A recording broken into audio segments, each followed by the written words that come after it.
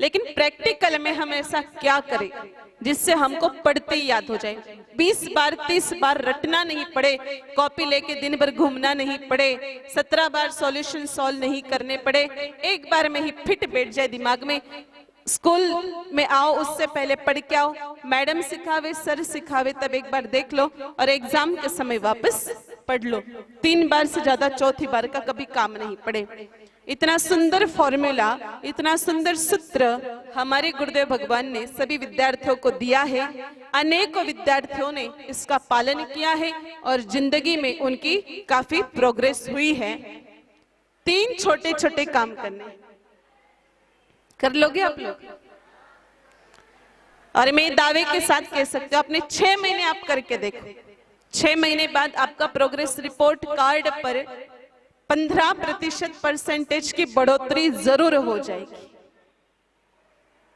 सबसे पहला काम, पढ़ाई करने वाले विद्यार्थी को ये तो नहीं करना है पर ये उसके तहत करना पड़ेगा।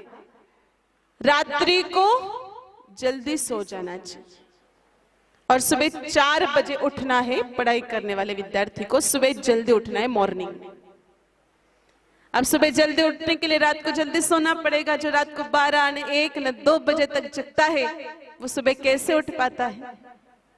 आप में से भी बहुत सारे लोग रात को 12-12 1-1 बजे तक जगते होंगे। और क्यों जगते ये भी मैं बता दूं। दिन रात वो हाथ में चलता है ना, ऊपर नीचे ऊपर नीचे ऊपर नीचे, क्या कहते हैं उसको?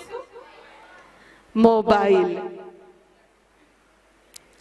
मोबाइल पढ़ाई करने वाले विद्यार्थियों को यूज नहीं करना चाहिए। जब तक बच्चे 12वीं क्लास के एग्जाम पास ना हो जाए तब तक उनको मोबाइल को हाथ भी नहीं लगाना चाहिए। संकल्प ले लेना चाहिए कि हम मोबाइल को छुएंगे भी नहीं। अब आपको क्या ऐसा क्यों बता रहे हो, मोबाइल ने ऐसा क्या बिगाड़ा कर दिया? आजकल मोबाइल के कारण बहुत सारी जिंदगियां बर्बाद हो रही है। इसी मोबाइल के कारण आए दिन हमारे देश में विद्यार्थी आत्महत्या कर रहे हैं। बहुत गेम, कुछ गेम तो आपको भी पता होंगे, ब्लू व्हेल है, पबजी है। इन गेम के कारण बहुत सारे विद्यार्थी मौत के घाट उतर चुके हैं। विद्यार्थियों को मोबाइल का प्रयोग बिल्कुल निषेध कर देना चाहिए माता पिता ने। अगर आप अपने आप से प्रेम करते हो और आपके माता पिता आपसे प्रेम करते हो तो उनको घर पे जाके कह देना कि हमको मोबाइल फोन कभी भी मत देना, 12वीं के एग्जाम पास नहीं होते तब तक। आज से 5 महीने पहले अखबार में 2 इंटरव्यू छपे थे, एक मेघालय और दूसरा इंटरव्यू था राजवर्धन सिंह राठौड़। इन दोनों के इंटरव्यू में आया था ये दुनिया की बहुत बड़ी बड़ी हस्तियां हैं। राजवर्धन सिंह राठौड़ हमारे केंद्रीय मंत्री थे उस समय और मेघालय बहुत सुप्रसिद्ध अमेरिकन सिंगर है। उन्होंने एक बात लिखी है कि हम हमारे बच्चों को मोबाइल का इस्तेमाल नहीं करने देते। छोटे छोटे बच्चे हैं उनके, कोई 6th में पढ़ता है, कोई 8th में पढ़ता है। हम हमारे बच्चों को टाइम पास करवाने के लिए उनके साथ नाच लेते हैं, उनके साथ बातें कर लेते हैं, लेकिन मोबाइल का इस्तेमाल नहीं करने देते। बच्चों, मोबाइल को बहुत ही अधिक यूज नहीं करना चाहिए। मोबाइल का अधिक इस्तेमाल करने से मोबाइल फोबिया नाम की बीमारी होती है जो मानसिक हम पर असर छोड़ती है और दिमाग का संतुलन खो देती है। इसलिए मोबाइल को हाथ नहीं लगाना चाहिए। और कुछ बच्चे तो फिल्म देखते हैं और कुछ देखते हैं, इसलिए देर रात तक जगते हैं। तो देर रात तक जगने का काम ही नहीं रखना चाहिए, सुबह जल्दी उठना चाहिए। और तीसरी बात, कुछ बच्चे देर रात तक इसलिए जगते क्योंकि रात भर पढ़ाई करते। ऐसा नहीं कि सभी मोबाइल ही खेलते, कुछ पढ़ाई भी करते। तो पढ़ाई करने वाले विद्यार्थी को रात को 10 बजते ही किताब को बंद कर देनी चाहिए और लाइट को ऑफ कर देनी चाहिए, क्योंकि रात को 10 बजे बाद आप जो भी पढ़ते हो आपको दिमाग में नहीं बैठेगा, आप केवल मात्र टाइम पास करोगे। ये विज्ञान कहता है, मैं नहीं कह रही हूं। आप सबके घरों में घड़ियां लगी है ना, घड़ी, वॉच। वैसे परमपिता परमात्मा ने हमारे दिमाग में भी एक वॉच फिट कर दी है, रिस्ट वॉच। इसको कहते हैं जैविक घड़ी। ये रात को 10 बजे बाद डीएक्टिवेट हो जाती है और रात को 10 बजे बाद नींद को प्रेरित करने वाले हार्मोन्स स्रावित हो जाते हैं और जो बच्चा रात को 10 बजे बाद पढ़ता है, एक तरफ तो नींद के हार्मोन्स और दूसरी तरफ पढ़ाई के हार्मोन्स एक दूसरे पर टकराते हैं और बच्चा अवसाद का शिकार हो जाता है। आज भी सबसे ज्यादा देर रात तक पढ़ाई करने वाले विद्यार्थी कोटा में है और कोटा जिला जो है हमारे राजस्थान का, उसकी हालत आप बहुत अच्छी तरह से जानते हो। साल में 4-5 खबरें तो आ ही जाती है कि फलाना विद्यार्थी ने आत्महत्या कर ली, फलाना विद्यार्थी ने आत्महत्या कर ली। ये आत्महत्या कोटा में इसलिए होती है क्योंकि बच्चे वहां देर रात तक जग के पढ़ाई करते, वो अवसाद के शिकार हो जाते। इसलिए रात को 10 बजे आराम से सो जाओ, सुबह 3 बजे भी उठ सकते। सुबह जल्दी उठ के नहा धो के 1 लोटा जल सूर्य भगवान को चढ़ाना चाहिए। जल, अब आप कहोगे हमको ऐसी बुड्ढों की बातें क्यों बता रहे हो, ये तो बुड्ढे लोग करते हैं, हम तो यंगस्टर हैं, हमको क्यों बता रहे हो? ये आपको इसलिए बता रहे क्योंकि आपकी बुद्धि बढ़े। इस संसार में ज्ञान के देवता कोई है तो वो सूर्य भगवान है। आप लोगों को हनुमान चालीसा आती है क्या? हनुमान चालीसा की फर्स्ट लाइन क्या है? जय हनुमान ज्ञान गुण। हनुमान जी ज्ञान के सागर है और हनुमान जी को ज्ञान कहां से मिला है? हनुमान जी के गुरु जी कौन है? सूर्य भगवान। सूर्य भगवान बुद्धि के देवता है और जो बच्चा सुबह ब्रह्म मुहूर्त में जल चढ़ाता है उसकी बुद्धि बढ़ जाती। 2 कारण है। पहला कारण, एक बात बताओ बच्चों, सूर्य नारायण भगवान की कुल कितने किरणें होती हैं? 7 किरणें होती, बिल्कुल सही कहा। कुछ ही बच्चे पढ़ाई करते, कुछ तो केवल टाइम पास करते हैं। यहाँ पर भी 7 किरणें होती है। ये सभी सूर्य नारायण भगवान के रंग है जो आपको भी पता है, केसरिया है, पीला है। और ये एक बात कहता है विज्ञान, आपको विज्ञान में सिखाया होगा, लेकिन हमारा जो अध्यात्म है वो कहता है कि सूर्य नारायण भगवान की कुल 8 किरणें होती है। 8वीं किरण जो है उसका नाम है धर्मेष्टि किरण। ये कुछ ही समय के लिए आती है सुबह ब्रह्म मुहूर्त में, और जो बच्चा धर्मेष्टि किरण के सानिध्य में सूर्य भगवान को जल चढ़ाता है उसकी बुद्धि जो है वो प्रखर हो जाती है। इसलिए पढ़ाई करने वाले विद्यार्थी ने सुबह 1 लोटा जल सूर्य भगवान को चढ़ाना चाहिए। और दूसरा कारण, सूर्य भगवान बुद्धि के देवता है। हनुमान चालीसा में लिखा है कि सूर्य नारायण भगवान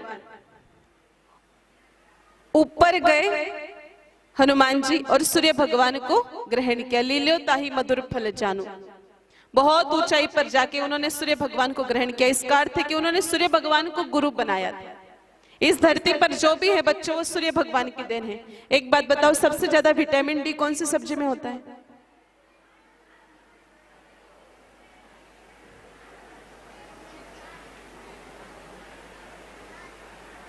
सबसे ज्यादा विटामिन डी किसमें होता है?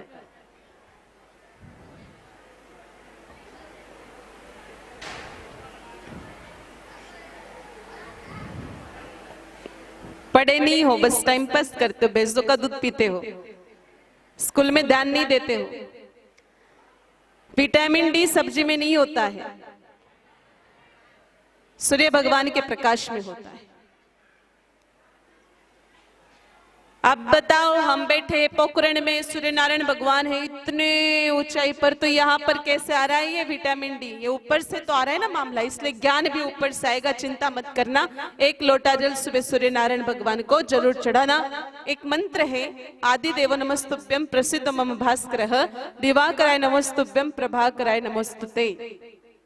याद नहीं रहे तो हम सूर्याय नमः भी बोल सकते। सूर्य नारायण भगवान के जितने नाम आपको याद है वो भी बोल सकते हो।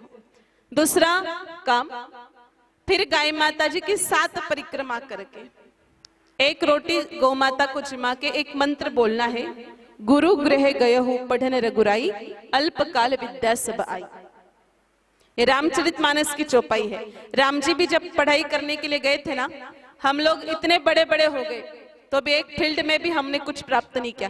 राम जी 6 साल के थे तब तो पढ़ने के लिए गए थे, 12 साल के नहीं हुए तब तक सारी विद्याओं को प्राप्त करके आ गए। हम तो 20 साल के हो जाते तब जाके एक ही फील्ड में डिग्री डिप्लोमा प्राप्त कर पाते, लेकिन राम जी तो आयुर्वेद भी सीख गए, धनुर्विद्या भी सीख गए, घुड़सवारी भी सीख गए, गणित भी सीख गए, खगोल शास्त्र भी सीख गए, सब कुछ सीख गए, क्योंकि वो गौ माता की सेवा करते थे। राम जी एक मंत्र बोलते थे, गुरु गृह गयो पढ़न रघुराई, अल्पकाल विद्या सब आई। और तीसरा छोटा सा काम, श्रावण महीना छोड़ के अन्य 11 महीने बच्चे गाय माता जी का दूध पी के सोए। श्रावण में दूध नहीं पीना चाहिए। अभी सावन चल रहा है, कितने बच्चे दूध पीते, जरा हाथ ऊपर करना। ये तो गलत बात है। सावन में तो दूध पीना ही नहीं चाहिए, छूना ही नहीं चाहिए। हाथ नीचे कर लो। सावन में दूध क्यों नहीं पीना चाहिए? विज्ञान कहता है कि श्रावण में हरित तत्व ज्यादा होता है, वात तत्व ज्यादा बढ़ता है, और सूर्य वात तत्व का अधिक सेवन करने के कारण बुद्धि के टिश्यू जाम हो जाते हैं और घुटनों के लिगामेंट्स खराब हो जाते हैं। इसलिए हमारे पूर्वज जो वैज्ञानिक थे उन्होंने क्या बताया कि श्रावण का दूध किस पे चढ़ा दो? शिव जी पे चढ़ा दो। लेकिन हम शिव जी का भी दूध पी गए और बुद्धि को भ्रष्ट कर गए। श्रावण में दूध नहीं पीना चाहिए। हमारे पास बहुत सारी माताएं आती कि महाराज हमारा बच्चा जो है खूब पढ़ाई करता है, आप कहते हो गाय माता का दूध पियो, 12 महीने गाय माता का दूध पीता है, लेकिन उसकी दिमाग नहीं चलता, क्या बात है? तो माई एक प्रॉब्लम हो गई ना, उसने 12 महीने गाय माता जी का दूध पिया, दूध तो 11 महीने पीना चाहिए। मत्स्य पुराण के 36वें अध्याय के 16वें श्लोक में भी ये बात लिखी है, श्रावणे वर्जेत क्षीरम दधि भाद्रपदे तदा। श्रावण में दूध मत पियो और भादवे में दही मत खाओ। इन 3 नियमों का पालन हमने जो आपको अभी बताया, सुबह जल्दी उठ के क्या करना चाहिए, और फिर सूर्य भगवान को अर्घ्य चढ़ाना है, जल चढ़ाना है। दूसरा काम, परिक्रमा करके मंत्र बोलना है, गुरु गृह गए हो पढ़ने रघुराई, अल्पकाल विद्या सबाई। और तीसरा काम, रात को सोते समय गाय माता जी का दूध पी के सोना है। कौन सा महीना छोड़ के? श्रावण अभी चल रहा है, उसको छोड़ के। आप बच्चे अगर 60-65 पर अटके हुए हैं तो 80-85 पर चले जाओगे। 70-75 तक आपकी प्रोग्रेस रिपोर्ट है तो बच्चों आप बोर्ड में भी आ जाओगे, अगर 6 महीने तक इन नियमों का पालन किया तो। बोलो गौ माता की